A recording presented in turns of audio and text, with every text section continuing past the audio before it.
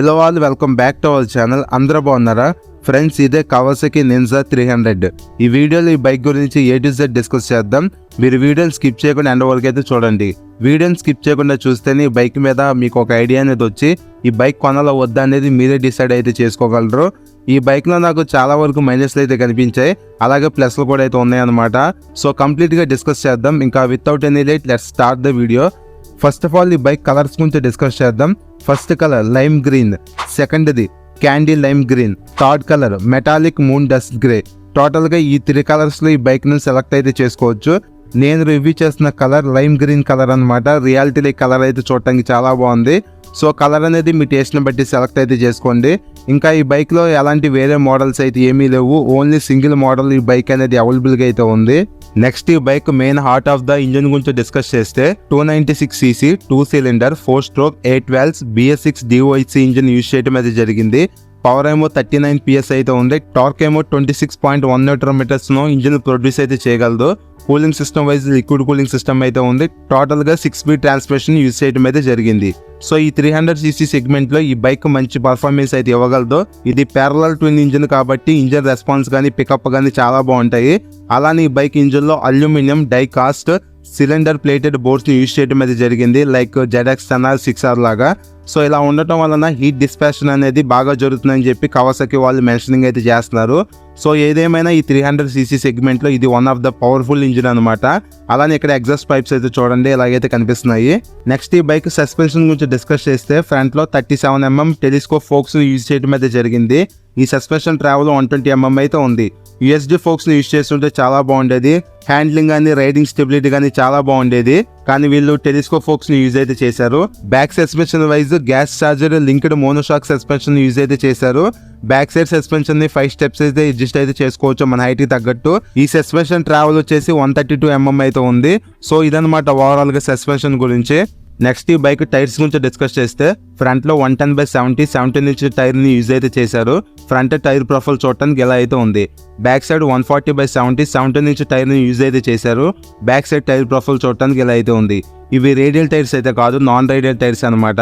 అలానే back side కూడా 140 కాకుండా 150 సెక్షన్ టైర్ ఇచ్చుంటే ఇంకా చాలా బాగుండేది. నెక్స్ట్ బ్రేక్స్ గురించి డిస్కస్ చేస్తే ఫ్రంట్ లో 290mm డిస్క్ ని యూజ్ అయితే చేశారు. ఇవి పెటల్ డిస్క్ అనమాట. హీట్ అనేది త్వరగా రిడ్యూస్ అయితే అవుతుంది, ఇది ఒక plus point. Back side 220mm disc అయితే యూజ్ అయితే చేశారు. అలానే ఈ vehicle dual channel ABS support కూడా అయితే ఉంది. కానీ బ్యాక్ సైడ్ 220mm కాకుండా అట్లీస్ట్ 230 కానీ 240mm కానీ డిస్క్ యూజ్ చేసి ఉంటే ఇంకా బ్రేకింగ్ బైట్ అనేది చాలా బాగుండేది.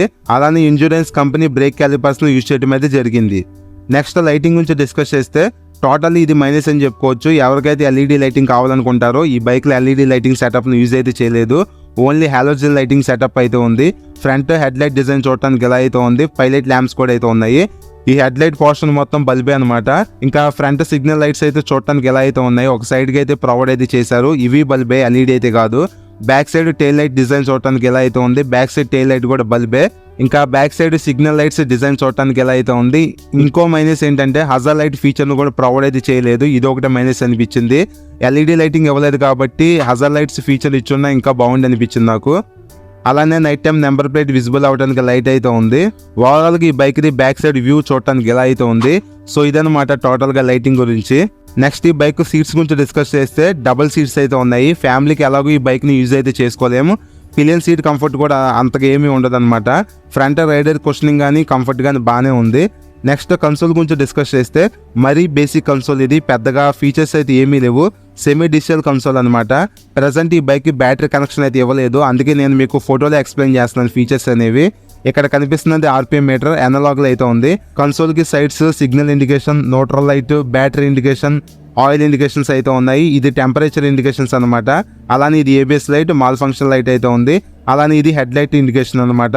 ఈ స్మాల్ డిస్ప్లేలో స్పీడ్ ఇండికేషన్ ఉంది, ఓడన్ ట్రిప్ మీటర్స్ అయితే ఉన్నాయి.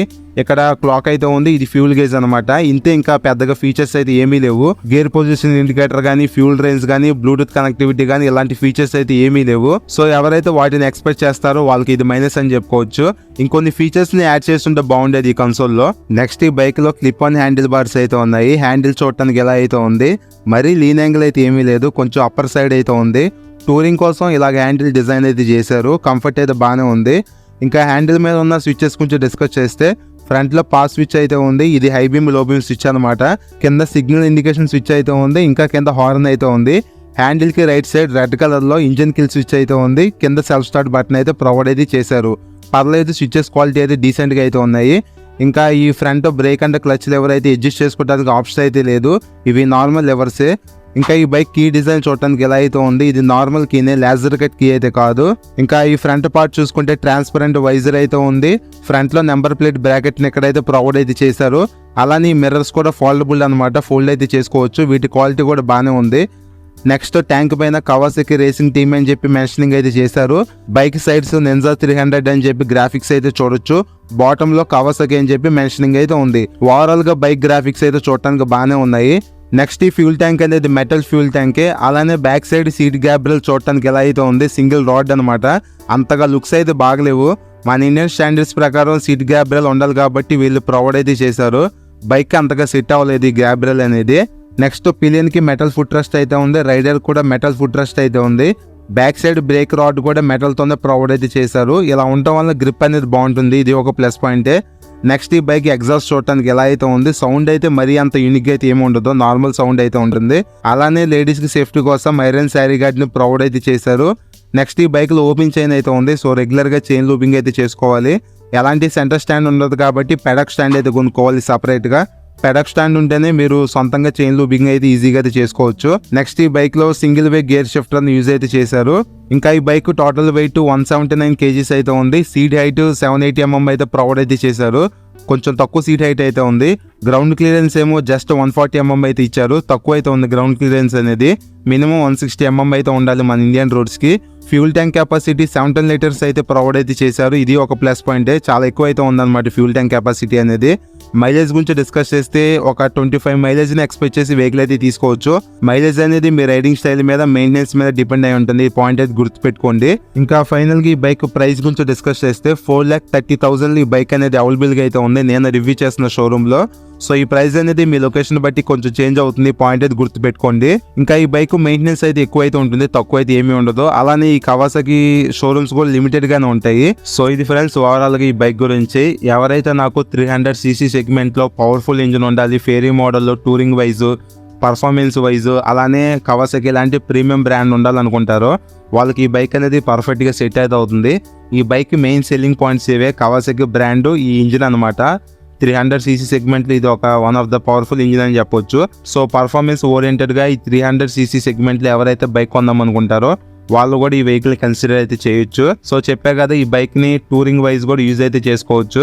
ఇంకా ఈ బైక్ లో ఉన్న మైనస్ గురించి డిస్కస్ చేస్తే కన్సోల్ లో పెద్దగా ఫీచర్స్ అయితే ఏమీ లేవు.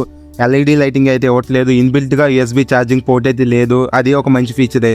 రైడింగ్ మోడ్స్ అయితే ఏమీ లేవు, ట్రాక్షన్ కంట్రోల్ అయితే లేదు, ఇలా కొన్ని మైనస్లు అయితే ఉన్నాయి. సో ఇవి నాకు పెద్దగా ఎఫెక్ట్ కాదనుకుంటే ఈ వెహికల్ అయితే మీరు కన్సిడర్ అయితే చేయొచ్చు. ఈ కవాసాకి బ్రాండ్ లో నింజా సిరీస్ లో తక్కువగా దొరికి వెహికల్ ఏదైనా ఉందంటే ఈ కవాసాకి నింజా 300 ఒకటే అవైలబుల్ గా అయితే ఉంది ఈ నింజా సిరీస్ లో, నేను చెప్తుంది అనమాట. సో ఇది ఓవరాల్ గా ఈ బైక్ గురించి. నేను మ్యాక్స్ ప్రతి పాయింట్ ని మీకు కవర్ చేసి అనుకుంటున్నాను. నేనేమైనా మిస్ అయ్యి ఉంటే మీరు కామెంట్ చేయండి, మీ కామెంట్ కి రిప్లై అయితే ఇస్తాను. సో ఫ్రెండ్స్, ఈ వీడియో నచ్చితే లైక్ చేయండి, మన ఛానల్ ఫస్ట్ టైం చూస్తే సబ్స్క్రైబ్ చేసుకొని సపోర్ట్ అయితే చేయండి. Thank you.